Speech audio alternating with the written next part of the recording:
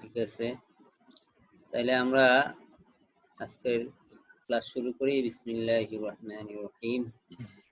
আজকে হলো সপ্তম অধ্যায় ইভাপোরেটর। আমরা ওই গত ক্লাসগুলোতে পড়তেছিলাম ভেপার কম্প্রেশন রেফ্রিজারেশন সিস্টেমের বা মেকানিক্যাল রেফ্রিজারেশন সিস্টেমের প্রধান যে চারটা অংশ, তার মধ্যে কম্প্রেসরের অধ্যায় আমরা দেখছি, কন্ডেন্সারও দেখেছি, রিসিভার, এক্সপানশন ডিভাইস, আর আজকে হলো ইভাপোরেটর দেখবো। ইভাপোরেটর, জি স্যার। ইভাপোরেটর, জি স্যার।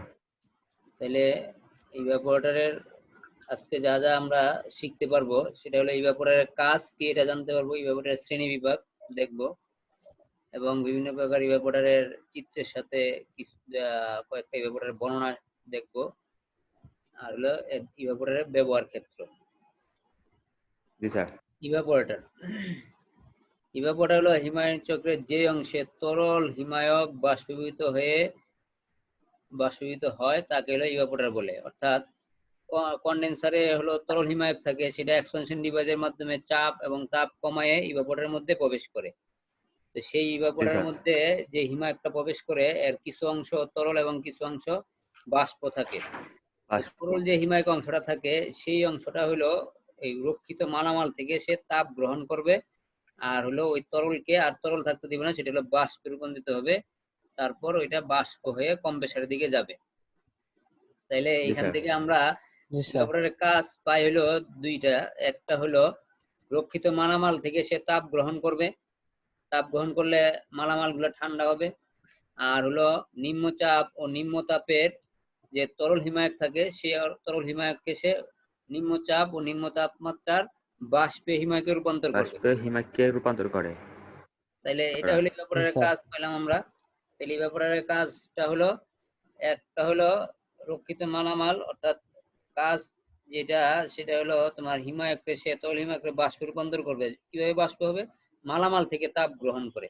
তাহলে মালামাল থেকে তাপ গ্রহণ করলে মালামালও ঠান্ডা হয়ে গেল, আর যে তরল হিমায়ক আছে সেটা বাষ্পে রূপান্তর হয়ে সাকশন লাইন দিয়ে কম্প্রেসরে চলে যাবে। এখানে এই ইভাপোরেটরের একটা গুরুত্বপূর্ণ কাজ, সে যে বাষ্প করে, যদি বাষ্প না করতো তরল হিমায়ক কোনো অবস্থাতেই কম্প্রেসরে যাওয়া যাবে না। যদি তরল হিমায়ক কম্প্রেসরে যায় তাহলে কম্প্রেসরটা নষ্ট হয়ে যাবে, সাকশন সার্ভিস ভালভ যেটা আছে এটা ফাইটে যাবে, বা ওখানে যে ওয়াইন্ডিং আছে ওয়াইন্ডিং এর উপরে কালো দাগ পড়ে যাবে, নষ্ট হয়ে যাবে, এরকম কিছু ক্ষতি হবে।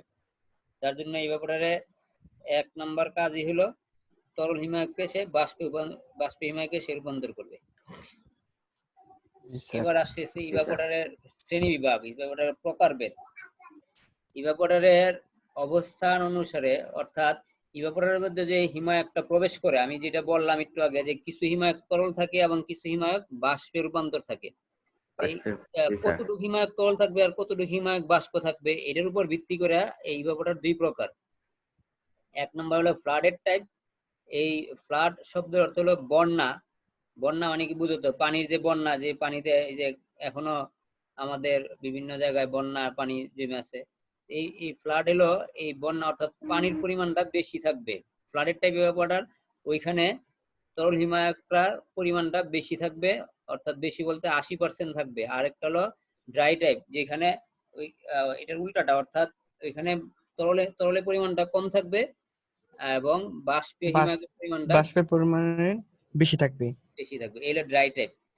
তাহলে এটা সংজ্ঞা আমরা সামনে আসতেছি, ওইখানে বিশদ আলোচনা করব। তার এটা গেল তোমার ইভাপোরেটরের উপর, ইভাপোরেটরে যে রেফ্রিজারেন্ট প্রবাহিত হয় তার পরিমাণের উপর ভিত্তি করে দুই প্রকার, একটা ফ্লাডেড টাইপ আর একটা হলো ড্রাই টাইপ।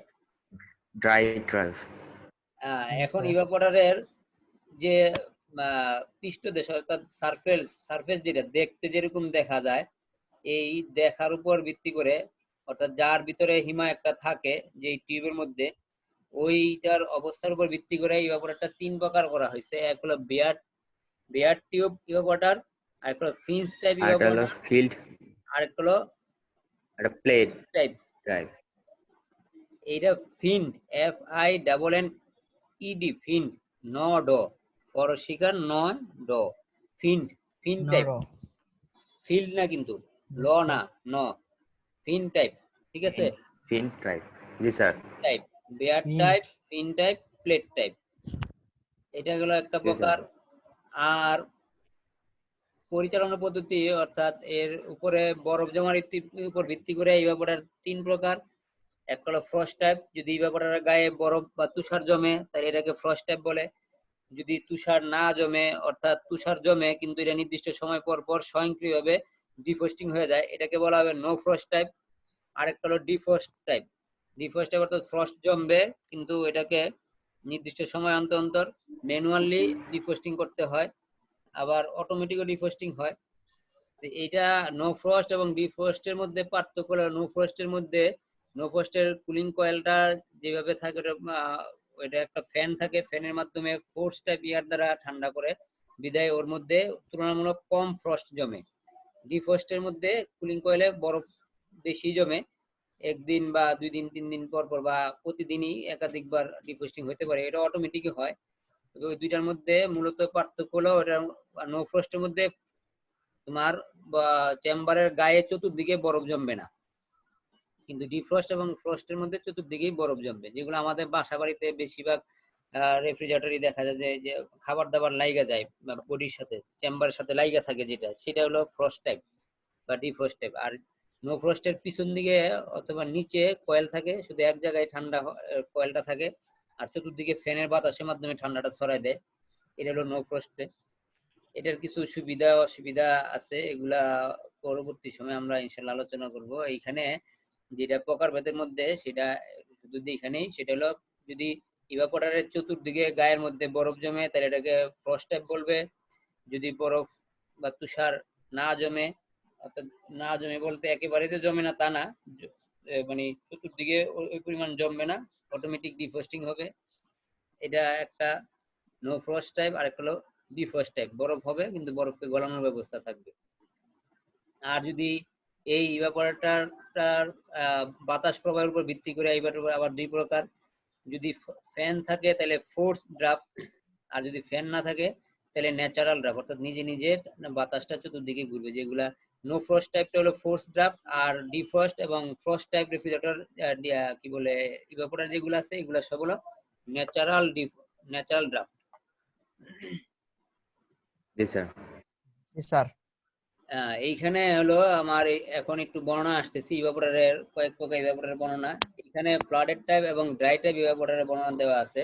ডান দিকে যে চিত্র দেখতেছো ওই চিত্রের মধ্যে আমার দেওয়া আছে ফ্লাডেড টাইপ এবং ড্রাই টাইপ ইভাপোরেটরের। এই যে এখানে লেখা আছে দেখো, ফ্লাডেড টাইপ ইভাপোরেটর। এই ইভাপোরেটরে দেখো উপরের দিকে এই সাদা অংশটুকু হলো বাষ্পীয় হিমায়ক, অল্প জায়গা, আর বাকি যে এই যে লালচে কালারের যেটা আছে এটা হলো তরল হিমায়ক। তাহলে এইখানে 80% তরল হিমায়ক এবং বাকি 20% হলো বাষ্প হিমায়ক থাকে।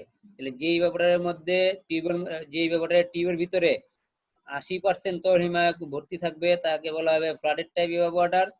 আর যে ইভাপোরেটরের 80% বাষ্পীয় হিমায়ক থাকবে সেটা হবে ড্রাই টাইপ ইভাপোরেটর। ঠিক আছে, বুঝতে পারছো? জি স্যার। জি স্যার। ফাহাদ, জি স্যার, বুঝতে পারছি স্যার। আচ্ছা এখন এইখানে দেখো এই দুইটাতে 80%, একটা হলো তরল 80% আর একটা হলো বাষ্পীয় 80%। এখন এই আমাদের বাসা বাড়িতে যে রেফ্রিজারেটর গুলা ব্যবহার করা হয় সেগুলা সবগুলাই হলো ড্রাই টাইপ ইভাপোরেটর, অর্থাৎ 80% বাষ্প হিমায়ক থাকে আর 20% হলো তরল হিমায়ক থাকে। বাষ্পীয় হিমায়ক থাকে। আর ড্রাই টাইপ ইভাপোরেটর যেটা হবে সেটা ন্যাচারাল এয়ার কুলড হইতে পারে বা ফোর্স এয়ার কুলড হইতে পারে, কিন্তু এই যেটা ফ্লাডেড টাইপ হবে সেই ইভাপোরেটরটা অবশ্যই পানির মধ্যে চুবানো থাকতে হবে, অর্থাৎ পানি দিয়ে ওইখান থেকে তাপ সরায় নিয়ে যেতে হবে, অথবা এখানে অবশ্যই ফ্যান বা ফোর্স টাইপ ইভাপোরেটরের সিস্টেম ব্যবহার করতে হবে। তাহলে আমরা স্যার। এখানে স্যার। দেখলাম ফ্লাডেড টাইপ ইভাপোরেটর হলো 80% তরল হিমায়ক থাকবে আর ড্রাই টাইপে 80% বাষ্পীয় হিমায়ক থাকবে। জি স্যার। তারপরে আসছে বিয়ার টিউব, অর্থাৎ কপার টিউব। তোমরা দেখছো, তোমরা কপার টিউবে জব করছিলা যখন, তখন দেখছি কপার টিউবটা যদি এরকম পেঁচানো থাকে, শুধু টিউব পেঁচানো থাকে, তাহলে এটাকে বলা হবে বিয়ার টিউব। বিয়ার টিউব ইভাপোরেটর, এতে কোনো ফিন্স থাকে না, এই টিউবের গায়ের উপরে কোনো ফিন্স থাকে না। আর একটা হলো ফিন্স টাইপ ইভাপোরেটর। ফিন্স থাকে না। এই ফিন্স টাইপ ইভাপোরেটর, ফিন্সের মধ্যে এই তোমার ইভাপোরেটরের যে টিউব আছে টিউবের গায়ে আবার চিকন চিকন পাতলা পাতলা অ্যালুমিনিয়ামের এরকম পাত লাগানো থাকে, এগুলাকে ফিন্স বলে। এই ফিন্স টাইপ ইভাপোরেটর হলে এটা অবশ্যই চাপযুক্ত বাতাস অর্থাৎ ফোর্স ইভাপোরেটর সিস্টেম হবে। এটার মধ্যে ফ্যান থাকতে হবে। আর বেয়ার টিউবটা সাধারণত জি স্যার। বড় বড় প্লান্টে যেমন আইসক্রিম প্লান্ট বা এই সমস্ত জায়গায় থাকে, যেটা পানির মধ্যে চুবানো থাকে। এই বেয়ার টিউবের মধ্যে পানির মধ্যে চুবানো থাকবে, আর ইভাপোরেটর কয়েলটা পানির মধ্যে চুবানো থাকবে। আর হলো এইখানে তোমার হিমায়কের এটা হবে ফ্লাডেড টাইপ ইভাপোরেটর হবে। আর ফিন্স টাইপ যেটা আছে বা প্লেট টাইপ যেটা যে ইভাপোরেটরটা আছে এটা হলো আমাদের ড্রাই টাইপ ইভাপোরেটর, যেটা বললাম যে 80% বাষ্পে হিমায়ক থাকতে পারে এখানে। তাহলে ফিন্স টাইপ জি স্যার। ইভাপোরেটর যে অর্থাৎ কপার টিউবের উপরে ফিন্স লাগানো থাকবে, এটাকে বলা হয় ফিন্স টাইপ ইভাপোরেটর থাকবে। এটা অবশ্যই ফ্যান যুক্ত ফ্যান থাকবে এই ইভাপোরেটরের গায়ের সাথে। ফ্যানের সাহায্যে বাতাসটাকে চতুর্দিকে ছড়াই দিবে, ঠান্ডা ছড়াই দিবে। 3 নাম্বার জি হলো স্যার। Plate type evaporator. এখানে কোনো কপার টিউব থাকে না, দুইটা প্লেট থাকে, প্লেটের মাঝখানে এরকম ভাবে বাঁকা কোনো চাপানো থাকে। দুইটা চাপানো প্লেট যখন একত্রে করে দিব, তাহলে ওইটা মাঝখানে একটা টিউবের মতো একটা পথ তৈরি হবে, ওইটাই হলো প্লেট টাইপ ইভাপোরেটর। এটা আমরা পরের স্লাইডে চিত্র দেখা সহজে বুঝতে পারবো। জি স্যার। এইখানে দেখো চিত্রগুলা দেখো, এই যে বেয়ার টিউব যেটা বললাম, শুধু এই যে দেখো কপার টিউব সরাসরি দেখতে পাচ্ছ, প্রথম যে চিত্রটা আছে এই যে জি বেয়ার স্যার। টিউব জি স্যার। এখানে সরাসরি কপার টিউব থাকবে, এটা পানির মধ্যে চুবানো থাকবে। তাইলে পানিটা এটার গায়ের মধ্যে স্পর্শ পাবে, ঘুরবো, পানি যখন ঘুরবো তখন এখান থেকে ঠান্ডাটা সে নিয়ে নিবে।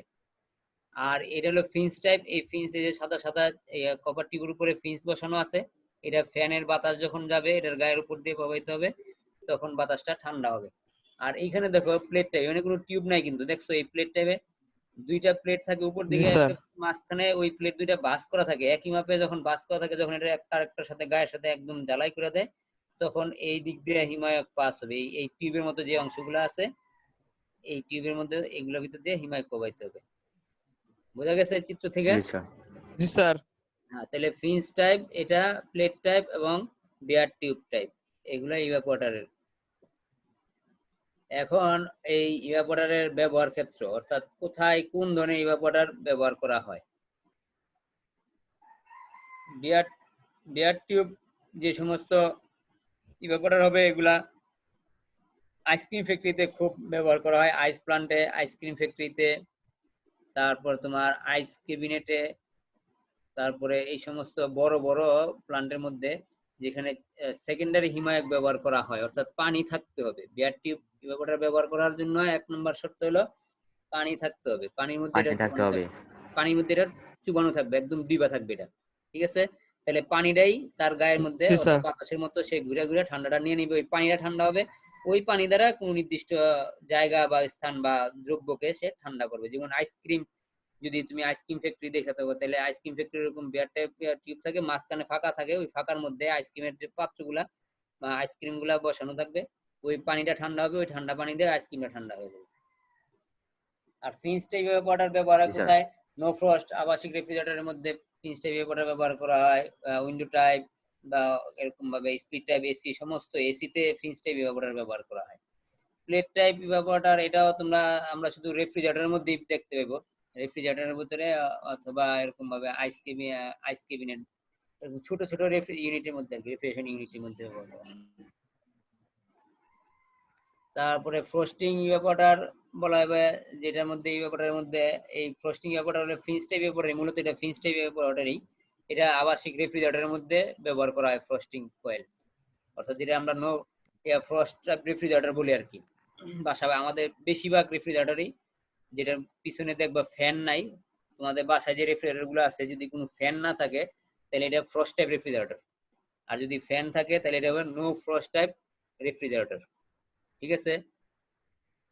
জি জি স্যার। স্যার। আচ্ছা, তারপরে ডিফ্রস্টিং, ওই সাধারণত রেফ্রিজারেটরের মধ্যে ব্যবহার করা হয়। ফ্যান কয়েল ইউনিট, এগুলা সমস্ত বড় বড় সেন্ট্রাল এয়ার কন্ডিশন সিস্টেমের মধ্যে ব্যবহার করা হয়। এয়ার হ্যান্ডলিং ইউনিট, এগুলো চিলার সিস্টেম বা সেন্ট্রাল এয়ার কন্ডিশন সিস্টেমে ব্যবহার করা হয়। জি স্যার। এইটা হলো আমার ব্যবহার ক্ষেত্র। এখানে একটা ভিডিও আছে, এটার লিংকটা তোমরা একটা স্ন্যাপ নিয়ে রাখো, পরবর্তীতে লিংকটাতে প্রবেশ করে দেখো। আমরাও শেষ দিকে এটার ভিডিওটা দেখাবো। এখন বাড়ির কিছু কাজ, তা তোমাদেরকে এখানে 4টা প্রশ্ন দেওয়া হয়েছে, তোমরা এই প্রশ্নগুলা উত্তরগুলা খাতাতে লিখবা। তোমাদের একটা কাজ বলে দেই, সেটা হলো এই আমি যে প্রতিদিন যে প্রশ্নগুলা তোমাদেরকে দিতেছি, এই প্রশ্নগুলা তোমরা হলো খাতার মধ্যে আবার লিখবা, প্রশ্ন এবং উত্তরগুলা লিখবা বইয়ের থেকে, এবং আমি যে ক্লাস নিতেছি এই ক্লাসের থেকে, এই ক্লাসের ভিডিও দেখে এখান থেকে তোমরা হলো এই ইয়াগুলা শিখবা, লিখে রাখবা একটা জি খাতার স্যার। মধ্যে। এগুলা পরে জি স্যার। যখন চাইবো তখন তোমরা এগুলা শো করবা, তাহলে এগুলোর মধ্যে তোমাদেরকে আমরা নাম্বারিং করতে সুবিধা হবে আর কি। হ্যাঁ, আর জি স্যার। আমাদের জি স্যার। এই ক্লাস শেষে ক্লাসের ভিডিওটা আমরা ইউটিউবে দিয়ে দিই। ইউটিউবে তোমরা ওই চ্যানেল থেকে যদি কোনো প্রশ্ন উত্তর পাইতে সমস্যা হয়, তাহলে ওইখান থেকে তোমরা ভিডিওটা ডাউনলোড করে ওটার থেকে দেখে দেখে প্রশ্নের উত্তরগুলা তোমরা করতে পারবা, লিখতে পারবা। জি স্যার। আচ্ছা, জি তাহলে স্যার। এখানে প্রশ্ন দেওয়া হলো কি ইভাপোরেটরের কাজ কি। ইভাপোরেটরের কাজ আমরা দেখলাম 2টা কাজ, একটা হলো খাদ্যদ্রব্যকে শীতল করবে, ঠান্ডা করবে, আর হলো গিয়া তরল হিমায়ককে সে বাষ্পীয় হিমায়ক, নিম্নচাপ ও নিম্ন তাপমাত্রার বাষ্পীয় হিমায়কে রূপান্তর করবে। ইভাপোরেটর কয়েক প্রকার আছে। যদি ইভাপোরেটরের গঠনের দিক থেকে দেখি, অর্থাৎ ইভাপোরেটর যেভাবে সাজানো হয়, এটা হলো bare tube, finned type, plate type. তারপরে এর হিমায়ক প্রবাহের উপর ভিত্তি করে যদি দেখি, তাহলে এটা 2 প্রকার, একটা হলো ফ্লাডেড টাইপ আর একটা হলো ড্রাই টাইপ। তো এরকম ভাবে এই জি স্যার। ইভাপোরেটরের প্রকারভেদ আছে।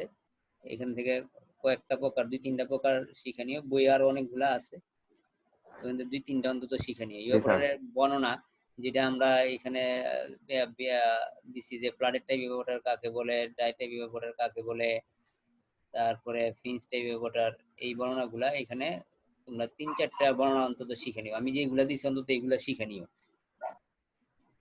তারপরে ব্যবহার ক্ষেত্রে জি একটু স্যার। আগে দেখলাম, আমাদের বাসা বাড়িতে যে রেফ্রিজারেটর গুলো ব্যবহার করা হয়, এখানে হয় নো ফ্রস্ট টাইপ অথবা প্লেট টাইপ বা না, ফিন্স ইভাপোরেটর ব্যবহার প্লেট করা হয়। টাইপ। আর এগুলা বাসা বাড়ির রেফ্রিজারেটর সবগুলাই হলো ফ্লাডেড টাইপ না ড্রাই টাইপ। আমাদের বাসা বাড়ির ইভাপোরেটর গুলা সব হলো ড্রাই টাইপ। রাইট। বলছিলাম যে 80% যদি তরল হিমায়ক থাকে তাহলে এটা হবে ফ্লাডেড টাইপ, আর 80% যদি জি বাষ্পীয় স্যার। থাকে তাহলে এটা হবে ড্রাই টাইপ ইভাপোরেটর। হ্যাঁ, রাইট। তাহলে এই পর্যন্তই আমাদের ক্লাস আজকে।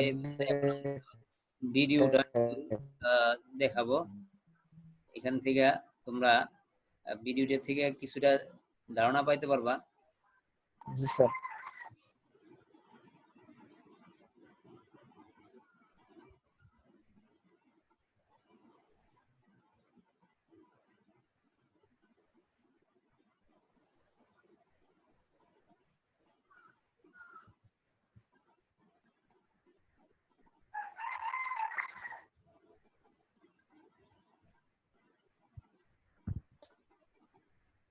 আমাদের ভিডিওটা চালু করি। তোমরা ওগুলো দেখতেছো না, তাই না? Yes sir. স্যার দেখতে পাইতেছি না স্যার। হ্যাঁ, আচ্ছা, আমি এটা শেয়ার করতে হবে আর কি। আচ্ছা, আমি এটা শেয়ার করতেছি।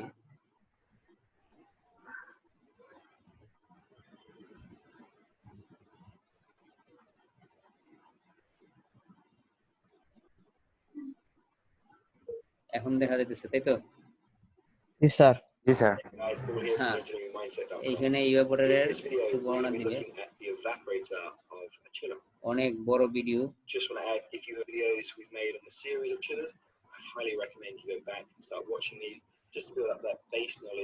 of the chilled water system and the chillers to understand fully how they work before moving on to this section.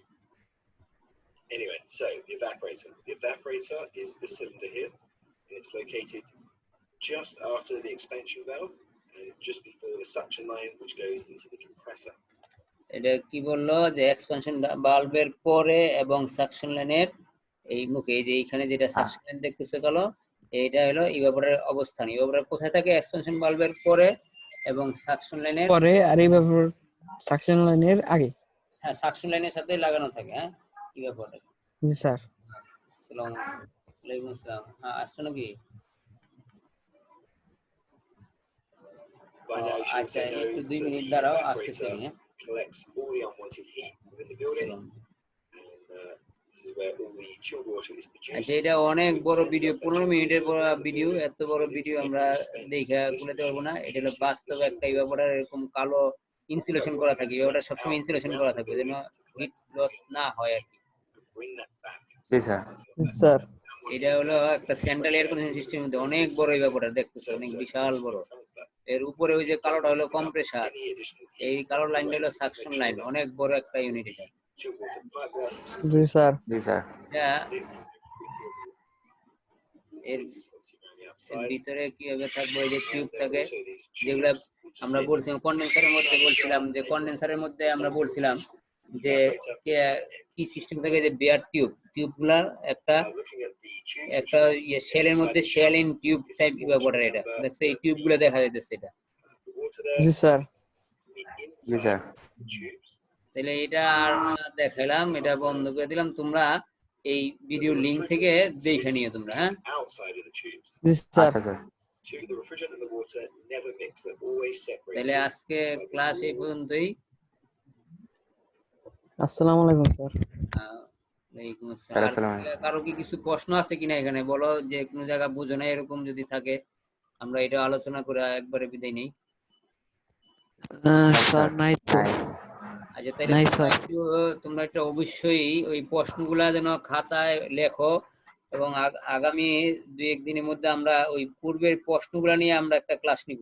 শুধু প্রশ্নগুলা ওইখানে সমাধান করা হবে, আলোচনা করা হবে।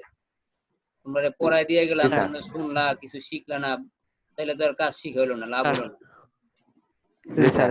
বাড়ির কাজ দেওয়া হয়েছে, সমস্ত বাড়ির কাজগুলা এগুলা ইউটিউবে পাইবা, আমাদের ভিডিওটা, এই ভিডিওটা থেকে দেখা প্রশ্নগুলা সবগুলা উত্তর লিখবা।